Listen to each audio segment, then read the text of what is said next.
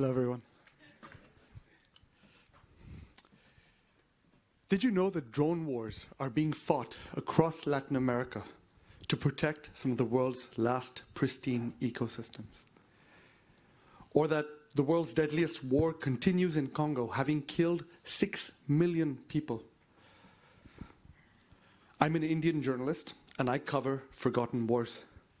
From Congo to Cambodia, I report on global crises that don't make it to our front pages. Many major stories affecting millions of people don't reach us. A few months ago, I was at an HRF conference in Nashville, speaking about my new project. I've launched the Stringer Foundation to scale up courageous journalism and nurture the next generation of brave reporters. We've identified more than 200 journalists working in isolation and under attack from authoritarian governments, corporate lawyers, and organized crime.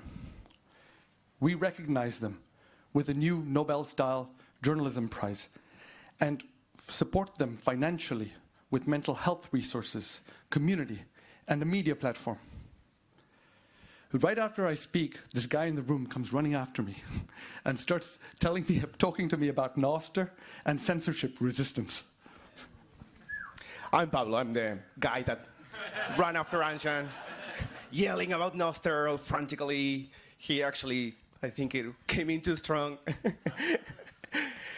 I grew up with the internet. It's just completely dumbfounded and in love with how weird and the possibilities, the idea that you could reach all kinds of cultures. It felt like a magical place. I remember we used to call it browsing, which we kind of don't do anymore. Hinting at the adventure that it represents. In Spanish, we say navegar, to sail, like pirates. But in the past few years, things started going, okay, the slides are kind of weird. In the past few years, things started going kind of in the wrong way. Things started to become a little bit boring, homogeneous, and kind of predictable. It's kind of like a constant pursuit of instant gratification. TikTok perfected this trend. It's the apex predator. There's no thinking, no friction, no meaning. And all the platforms just jumped in and started just copying it. Instagram copied it, YouTube copied it, Netflix copied it. All platforms just doubling down on the lowest common denominator. Even Substack, which is being adopted by a lot of writers as a safe haven to protect the written word and to protect our attention. Yet, Substack is a platform, so don't kid yourself. They must compete for people's attention in just the same way all other platforms have to do it. They just can't afford not to play dirty. It's kind of interesting because they introduced this feature very recently. The writers that are engaging with the short stories, they see more growth. So now the writers are forced. They don't want to create TikTok-style videos. They are forced to do it. And there's good reason for that. The internet monetizes attention. So all products must capture every disposable moment of attention. A few years ago, a glimpse of hope emerged. Nostr provides the infrastructure for a radically different world. All apps on Nostr interoperate. They don't necessarily compete with each other, but rather by default, they collaborate. Apps don't need to be all things for all users. As my friend Gigi likes to say, it's the resurgence of the corner store. You can just go in, you buy an orange. You don't need like an orange subscription. You don't watch ads.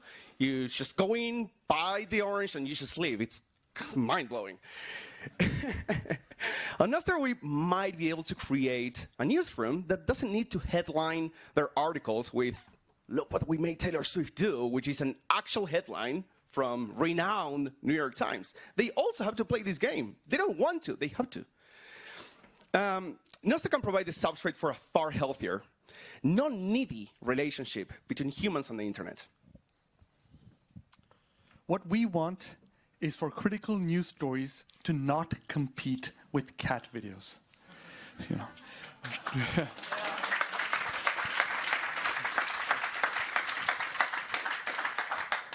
Journalism was never designed to win this battle.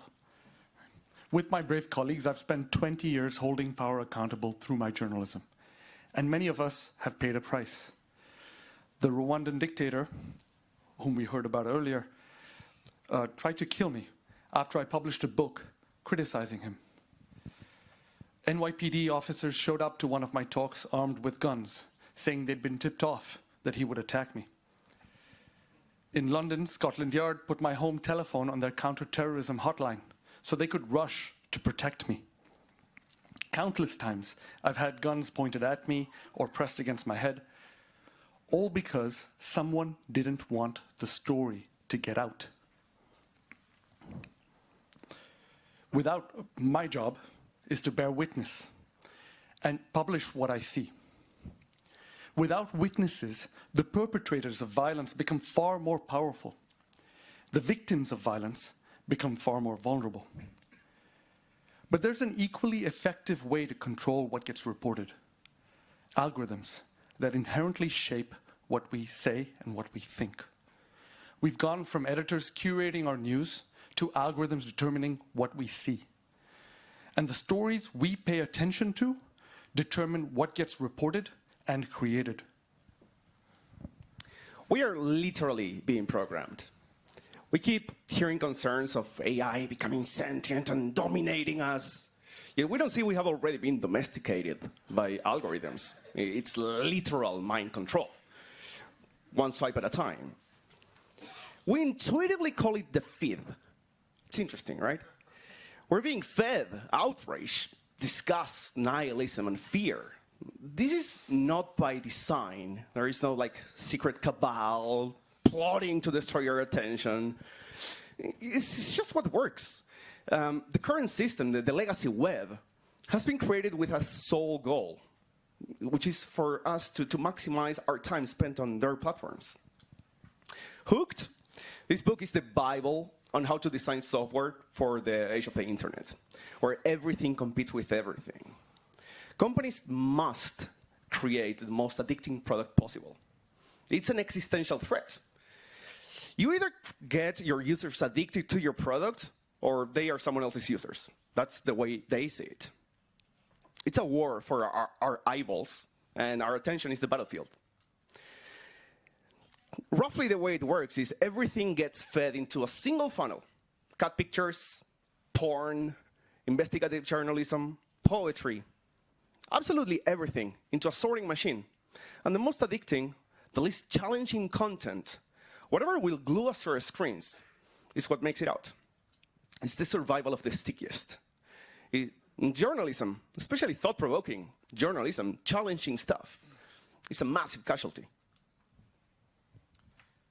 Independent journalism is under attack, and it isn't surviving the age of algorithms, much less the age of AI-generated content. A regular journalistic article now pays about $500 for months of reporting and writing. It isn't enough to cover even the gas bill for one reporting trip. Critical stories are then deprioritized by the algorithm, programming our minds to believe that they're not important. Journalists are also under pressure from editors. Pitches are rejected daily, even from experienced reporters. Stories are killed even after they've been written up. Journalists are burning out. Reporters need news outlets that can't and won't be censored. They want to free the news from authoritarians, algorithms, and vicious financial models. They want to restore trust in the press and diminish the role of gatekeepers. They want to innovate with new media forms that draw audiences in instead of pushing them further away. And they want audiences to engage and get involved in global stories so they find the news has more value for them. Nostr turns content distribution upside down, where the legacy central plan web is just putting everything and waiting what's most addicting, and with attention capture as the sole goal. Nostr is more like a chaotic pool of all content types and themes with an emergent order surfacing at the edges. When you follow a set of people, these people are who determine what you see. No hidden black boxes, no for you content that an algorithm determined would make you stay engaged in the platform for longer. Content just surfaces organically based on what the people you follow publish or what they interact with. So for example, if someone publishes an article about the war in Congo and Anjan makes a highlight on the article, because I follow Anjan, that I will see that highlight in my feed, and then I can discover a new author, just organically. There is no single global feed. There is no, because Nostr doesn't try to view the world as this one place where all content has to be equalized. It doesn't have to be normalized. There is no flattening of the culture. Journalists can just publish straight to consumer and have their stories reach their audiences organically. Let me repeat that one more time, because that point can't be overly emphasized. It's not the algorithm creating distribution of the story. It's the networks of people, of readers, of writers. It's a world where it's not just speech that becomes disintermediated. It's distribution of speech. It's a far more meritocratic, unbiased, and heterogeneous world for content distribution. In the era of AI, this is even more important. We are running headfirst into a world where absolutely all content will be tailored for each individual. You open Facebook, Twitter, or your Kindle, and you'll now see content that was created for you. Algorithms no longer are restricted by what exists. They can create something that will make you, at this very particular moment, addicted to the screen. Nostr breaks AI's ability to manipulate audiences because it allows bidirectional flows of information and funding. Where journalists once only produced stories and audiences once only consumed them, now the people and the subjects in news stories can be linked to, and so they can communicate directly with their audiences. And where someone reading a news story might, at best, once donate to a nonprofit that after many bureaucratic hoops might help, now the audience can directly zap funds to people in the news stories. They can directly support the journalists risking their lives to bring us those stories, so those journalists can maybe earn more than $500. In this new world of interactive news, audiences are involved in global stories. Crises don't seem so forgotten and remote because we can now do something about them. Our first priority is to build and stabilize a community of independent journalists by recognizing the best of them and supporting them financially, legally, with mental health resources and shelter. These journalists go into the world as our eyes and our ears, and we need a home that helps us endure the attacks that we face daily.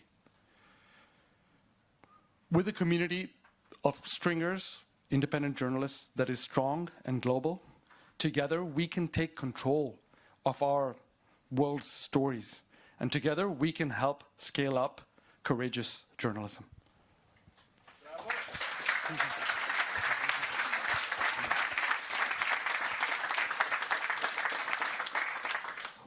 For those old enough to get the reference, like Murphy said, I can only show you the door. You're the one that has to walk through it, Neo.